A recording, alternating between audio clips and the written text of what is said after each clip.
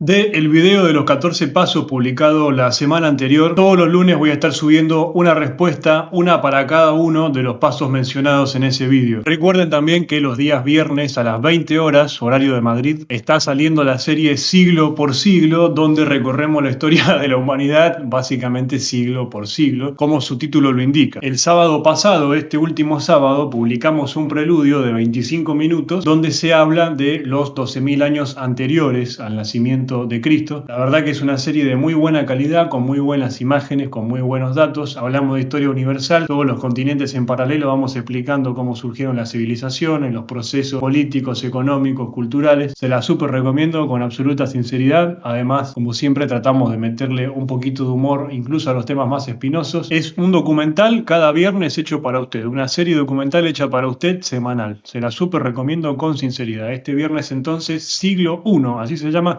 El que publicamos el día sábado se llama El origen de nuestra civilización, el documental que usted no sabía que necesitaba. Ese es el título de este preludio de la serie, que dura 25 minutos y también se lo recomiendo porque quedó muy bueno realmente. Les recuerdo también que los días miércoles al mismo horario, en realidad una hora antes, creo que va a ser a las 19 horas de Madrid, no a las 20, después se lo corroboraré mejor. Vamos a estar subiendo un video semanal también, pero ahora sobre ciencias más duras, por ejemplo, biología, química, física, medicina. Como en este canal nos especializamos en el comportamiento humano, vamos a ponderar los temas que tengan que ver con el mismo, pero como en este canal solamente hablamos para personas inteligentes, sabemos aquí que la física es cultura y que la cultura es física, y este concepto también lo iremos desarrollando en los sucesivos vídeos. Decimos también que todos los temas que se tocan en este canal son abordados por la mirada de un humilde ciudadano de a pie, con lo cual para cualquier consulta concreta, por favor vaya a un profesional. Más allá del chiste, es en serio. La idea de este canal es poder abordar estas temáticas desde el punto de vista de un ciudadano común y corriente. En los temas que así se requiera, consulte con un profesional. Con respecto a los lunes, entre también las 19 y las 20 horas de Madrid, van a ser videos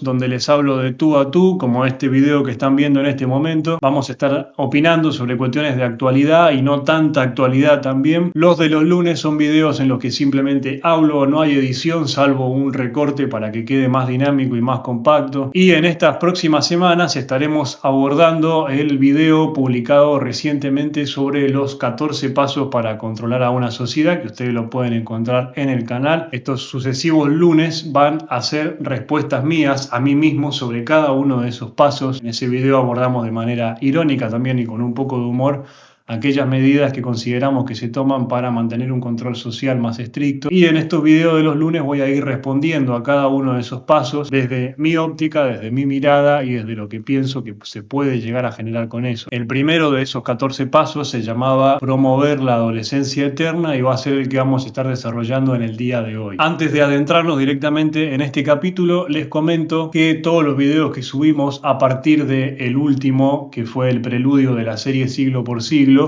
están siendo subidos con subtítulos en alemán para que la gente que habla alemán tenga la posibilidad también de disfrutarlos. A ellos les pido disculpas por aquellos momentos en los que me atreva a hablar un poquito de alemán, porque mi alemán es bastante malo todavía, pero pongo lo mejor de mí para que poco a poco sea para ustedes más digerible el hecho de poder escucharme en su idioma natal. Vamos directamente al grano entonces. El paso de hoy es promueve la adolescencia eterna. Antes que nada les advierto que todos los temas que son tocados en este video de los 14 pasos para el control social son temas que despiertan mucho fanatismo, porque la mayoría de las ideologías o de las religiones suelen tener un punto muy marcado sobre ellos, y entonces hay muchos grupos que entran en éxtasis, ¿no? Cuando se habla de estas cosas, ¿verdad?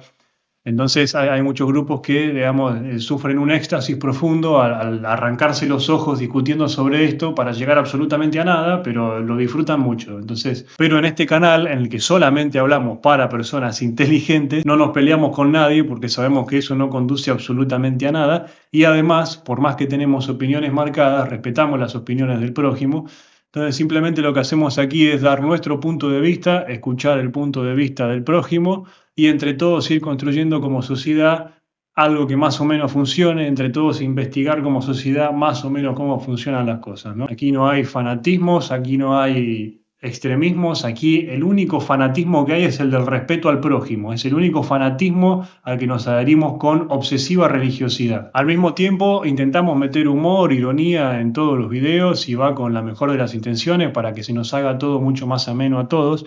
Y además el humor siempre es una de las formas más eficientes del cerebro para procesar la información, con lo cual, por donde lo quieras mirar, es una excelente idea. Aclarando esto de entrada, vamos ahora sí al primero de los 14 pasos, que es promueve la adolescencia eterna. Ha habido toda una movida apuntada sobre todo a los millennials para convertirlos en adolescentes eternos, ¿no? Se ha estimulado en ellos la rebeldía sin causa, porque claro, sin causa, porque para mí la rebeldía con causa siempre está bien, pero se ha estimulado la rebeldía sin causa. Uno de los factores en los que han intervenido es una lucha por eliminar el dolor como si no formara parte de la vida, como si el dolor tuviera la posibilidad de que no formara parte de la vida.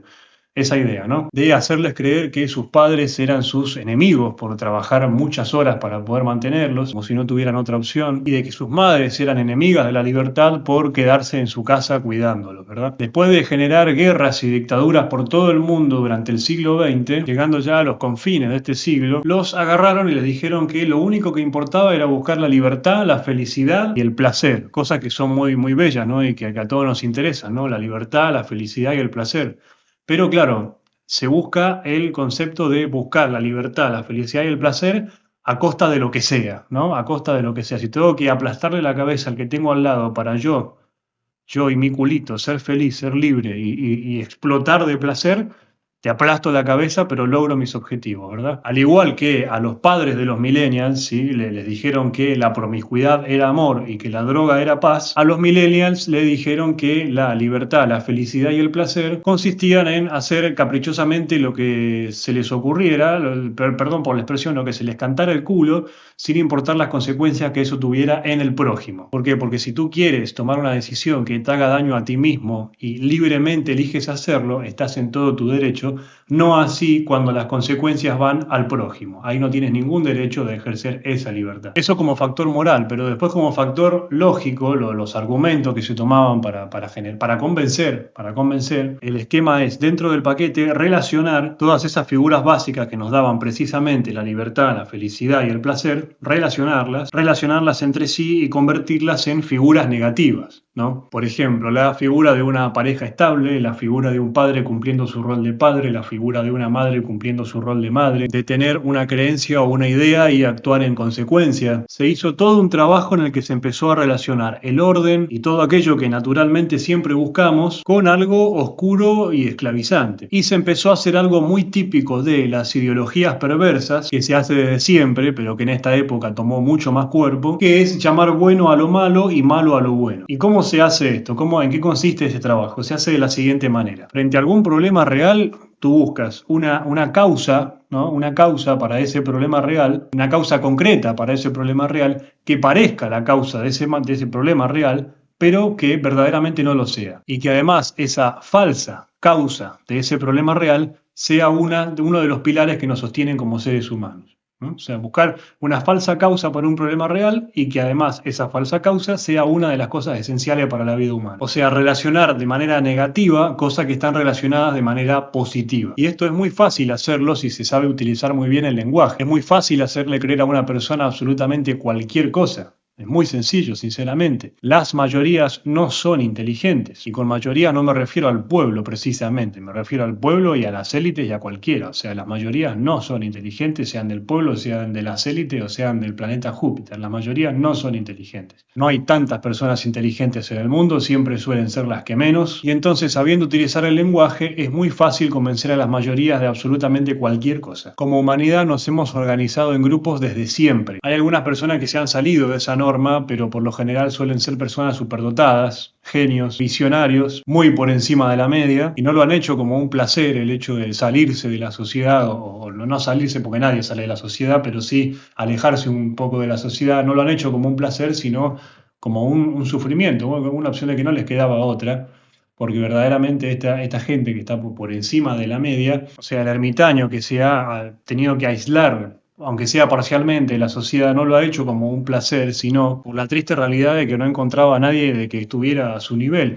Y esto no lo convierte en personas pedantes desde mi punto de vista, sino que son personas totalmente realistas. Pero para una persona que está 100, 200, 300, 500, 1000 años adelantado a su tiempo, es insoportable convivir con sus coetáneos. La pasa muy mal, se siente muy solo, incluso rodeado de gente. Nadie entiende una palabra de lo que dice. Es como agarrar a un español y ponerlo en China sin saber hablar chino de la nada y tener que traducir cada palabra de manera desesperante. Y su solución es recluirse para estar en paz con sus pensamientos sin tener que estar traduciéndolos a cada una de las personas que lo escucha y no lo entiende. Pero bueno, estos son casos que se salen de la media, a la mayoría no nos sucede esto, la mayoría siempre nos hemos organizado en grupos, es muy difícil sobrevivir solos, grupos familiares o de cualquier tipo, pero grupos sólidos. Relaciones humanas. Y la gran disgregación fue comenzando a principios del siglo XX a hacerles creer a los obreros que tenían que atacar a sus patrones y tomar su lugar, ¿no? Acá no estamos defendiendo a los jefes de nadie, no estamos negando los abusos laborales que se cometen, ni el hecho de cómo en muchísimas ocasiones se aprovecha de la miseria y de la necesidad de la gente para explotarla a cambio de lo más mínimo. No estamos defendiendo eso. Lo que estamos haciendo es negar que haya que establecer una guerra entre empleados y empleadores. ¿Para qué? Para disgregar la industria, que es la que nos da de comer a todos y la que nos sacó a todos de la pobreza en la que vivimos la gran mayoría de tiempo de toda nuestra historia como humanidad. Pero lo consiguieron, fueron exitosos en eso. El germen comunista de 1917 logró inmiscuirse luciferinamente por todo el planeta y a hacer eso, a llamar malo a lo bueno y bueno a lo malo, ¿no? Se infiltraron en las universidades, en las fábricas, en las familias, en los seminarios, incluso en los ejércitos y comenzaron a dividir, siempre por supuesto haciendo uso de la pederastía intelectual. ¿Qué es la pederastía intelectual? Es el abuso de menores, amor por los jóvenes, no sexual en este caso, sino a nivel intelectual, ¿no? Ese fetiche de ver en los jóvenes la posibilidad de sembrar una bacteria ideológica y aprovecharse de su inexperiencia por un lado, pero también de sus nobles intenciones de cambiar el mundo y de utilizarlos como caballos de Troya para meterse en todas las estructuras y destruirlas por adentro, ¿no? Si me está escuchando algún sacerdote católico, estará de acuerdo conmigo en que es muy común en las conductas luciferinas el hecho de generar división. De hecho, la raíz griega de la palabra diablo, que es diabolo, significa eso, ¿no? División. Y aquí, ya que hablo de los sacerdotes, con todo el respeto que me merecen, les comento que ustedes, no usted que me escucha particularmente, sino ustedes como institución, participaron de este plan diabólico, o sea, de división, con su adorado Concilio Vaticano II, ¿no? Donde desdibujaron su fe, desdibujaron su doctrina y lo que hicieron fue decimantar una brújula para que ya no haya más ni un norte ni un sur. Formaron parte de este proceso por adentro e incluso el mismísimo Benedicto XVI fue parte de este proceso activamente. Entre paréntesis, confieso que siento una profunda admiración por este hombre y por todo su trabajo, pero las cosas como son, también participó de esto activamente. En una época de tanta confusión, ustedes contribuyeron a generar todavía más confusión, rompieron la brújula, la destruyeron, la cagaron a patadas en el culo y persiguieron a aquellos que querían mantener su doctrina. El mismo Pablo VI dijo que el humo de Satanás se había metido en la Iglesia Católica. El resultado lo pueden mirar ahora. Iglesias vacías. Y la mayoría de los que van no lo hacen precisamente por la doctrina católica. Y ustedes, por más que lo nieguen, en el fondo lo saben muy bien. Saben que tengo razón con lo que digo. Hubo un papa que trató de dar vuelta atrás en algunas cosas y terminó renunciando. Trató de recuperar la doctrina y trató de recuperar las formas. Porque el hábito sí hace al monje. ¿Qué pasó con este hombre? Terminó renunciando al papado por primera vez en la Edad Moderna. Un papa renuncia a ser papa, ¿no? Qué casualidad que sea el único tipo que trató de recuperar la doctrina de su propia iglesia. Que cada uno piense lo que quiere. Y si piensan que el hábito no hace al monje, pídanle a un jugador de fútbol que vaya a jugar un partido de saco y corbata. A mí nadie me toma el pelo. De paso, les recuerdo que este viernes está sería el primer capítulo oficial de la serie Siglo por Siglo, es el siglo I, pero estuvo el preludio el sábado pasado, así que sería de cierto modo el segundo capítulo. Viernes a las 20 horas de Madrid, en este mismo canal, y mucho del material que voy a estar utilizando, porque siglo I, ¿quién va a ser la estrella en el siglo I? Jesucristo y los cristianos. Así que mucha de la información que he utilizado para este capítulo en particular la saco de los libros de Joseph Ratzinger, nuestro querido amigo Benedicto XVI.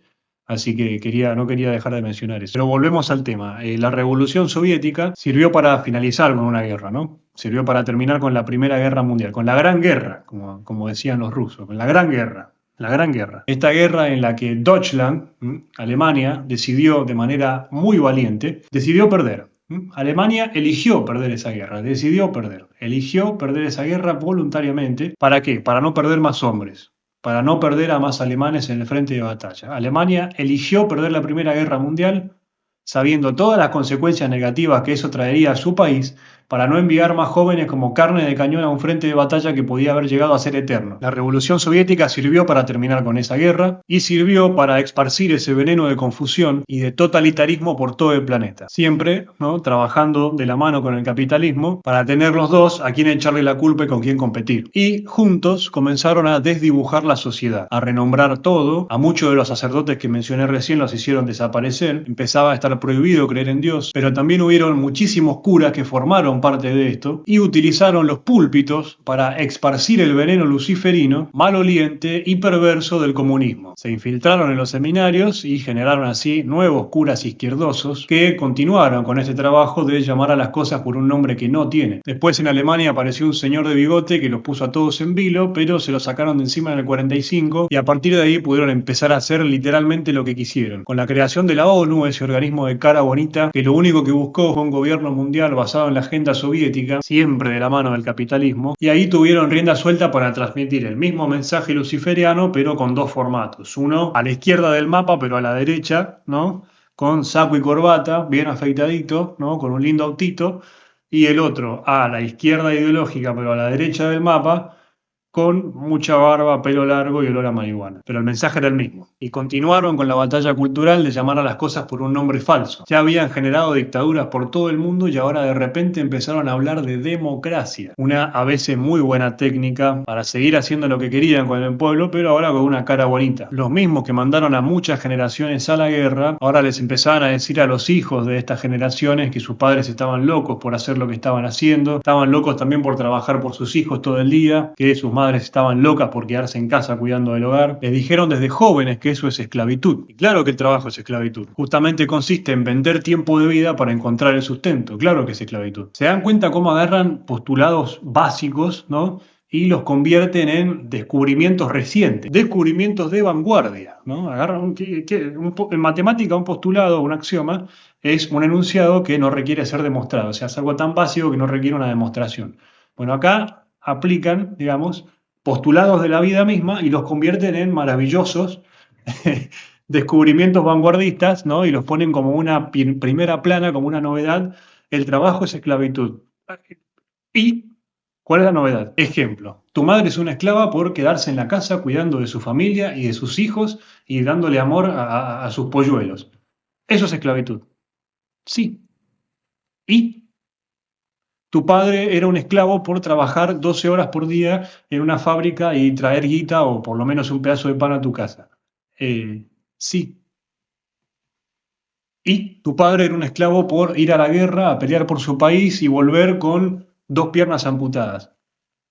Ajá, sí, ¿alguna vez no se supo eso? Y entonces comenzaron a llamar a las cosas otra vez por nombres que no le correspondían, como si uno eligiera libremente ir a trabajar, ¿no? Todos queremos llegar a los mejores resultados con el menor esfuerzo posible. Eso es la economía, eso genera el progreso. Entonces se partía de una base obvia, como que el trabajo te quita libertades, y se promovía una solución falsa. Mujer, sal de tu casa y ve el trabajo con el hombre, pero al mismo tiempo que te siga manteniendo. Hombre, no piensas en el progreso económico, eso es desatender a tu familia. Estos falsos dilemas entre trabajo y familia, entre paz y progreso, entre maternidad y libertad, entre paternidad y libertad, son muy fáciles de colar en la mente que no están lo suficientemente preparadas. Sí, el trabajo te quita libertad, por supuesto, por eso tratamos de eficientizar los procesos lo mejor posible para tener cada vez mayores libertades. Pero se comienzan a generar esos falsos dilemas y el proceso es básicamente el siguiente. Todo lo que sea positivo, relacionarlo con todo lo que sea negativo. O sea, busca cualquier tipo de relación entre los procesos positivos de la vida y convertirlos en causa de los negativos. Entonces, frente a un problema real, le echas la culpa al que no era el culpable, te lo sacas de encima, mantienes el problema igual, pero dejas a la gente contenta porque se liberó de un opresor que nunca existió. Es muy interesante ver cómo van aumentando los niveles de estrés y de insatisfacción, de vacío y de depresión en una época en la cual se busca compulsivamente la libertad y la felicidad. Es verdaderamente muy llamativo ver esto. Los niveles de insatisfacción en aumento mientras más buscaban la libertad y la felicidad, como las entienden en estas agendas antifamilia. Crearon una generación de adultos que viven solos, con los hijos, si es que los tienen, un ratito con uno, un ratito con otro, sin una casa los niños, sino con dos, con tres, con más de tres casas. El papá, la mamá, la novia del papá, el novio de la mamá, pero también el novio del papá y la novia de la mamá, y también el nuevo marido